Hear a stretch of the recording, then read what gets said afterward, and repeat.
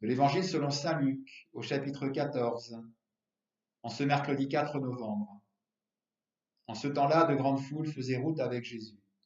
Il se retourna et leur dit, si quelqu'un vient à moi sans me préférer à son père, sa mère, sa femme, ses enfants, ses frères et sœurs, et même à sa propre vie, il ne peut pas être mon disciple. Celui qui ne porte pas sa croix pour marcher à ma suite ne peut pas être mon disciple. Quel est celui d'entre vous qui, voulant bâtir une tour, ne commence pas par s'asseoir pour calculer la dépense et voir s'il a de quoi aller jusqu'au bout?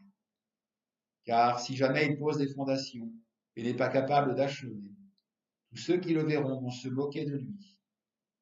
Voilà un homme qui a commencé à bâtir et n'a pas été capable d'achever. Et le roi qui, partant en guerre contre un autre roi, ne commence pas à s'asseoir pour voir s'il peut, avec 10 000 hommes, affronter l'autre qui marche contre lui avec 20 000. S'il ne le peut pas, il envoie, pendant que l'autre est encore loin, une délégation pour demander des conditions de paix. Ainsi donc, celui d'entre vous qui ne renonce pas à tout ce qui lui appartient ne peut pas être mon disciple. Acclamons la parole de Dieu.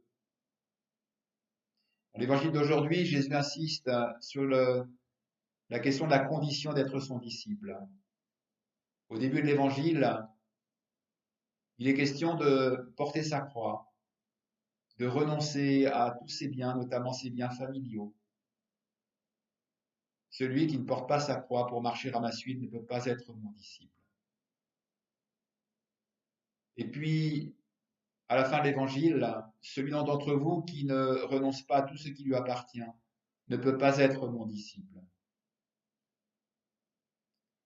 Donc Jésus veut nous éveiller sur les obstacles qui nous empêchent de le suivre, d'être son disciple.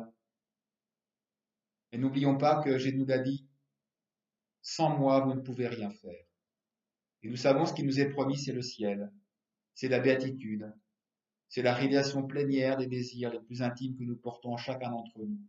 Être près du Père, vivre ce que le Père, le Fils et l'Esprit Saint vivent éternellement. C'est ça le vrai bonheur. Eh bien, pour atteindre ce vrai bonheur, Jésus nous invite à mettre de l'ordre. Il ne s'agit pas de renier sa famille, il ne s'agit pas de renier ses biens matériels, il s'agit simplement de les mettre à leur place. C'est pourquoi il prend au milieu de l'Évangile ces exemples à propos de personnes, notamment la première, c'est celui qui veut bâtir une tour. Eh bien, son but, c'est de bâtir une tour. Et il doit être suffisamment intelligent pour se dire, mais ai-je les moyens? Quels moyens dois-je prendre?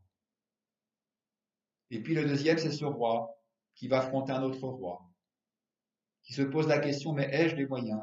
Quels moyens dois-je prendre pour aller en guerre et être victorieux? Donc notre vie est peut-être celle que Jésus nous demande d'avoir, à savoir que calculer d'une certaine manière ce qu'il faut mettre en place pour atteindre ce royaume. Est-ce qu'il y a quelque chose de désordonné dans ma vie qui m'empêcherait d'atteindre ce royaume? Et ce royaume, je ne peux l'obtenir qu'à la suite du Christ, suivre le Christ. Et donc, de manière ultime, qu'est-ce qui m'empêche d'être près du Christ, de suivre le Christ? Eh bien, Jésus nous donne la réponse. Celui d'entre vous qui ne renonce pas à tout ce qui lui appartient ne peut pas être mon disciple. Nous sommes donc invités en ce temps de confinement à faire le point sur tous ces lieux où tu peux être trop attaché à ces biens matériels, à ce que je possède.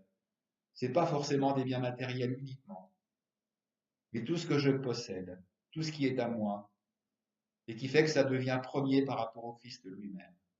Ça devient premier par rapport à ce temps que je devrais prendre pour aller auprès de lui dans la prière, dans la parole de Dieu, dans la méditation, dans l'oraison. Profitons de ce temps de confinement pour revenir à l'essentiel, pour remettre Jésus au cœur de nos vies.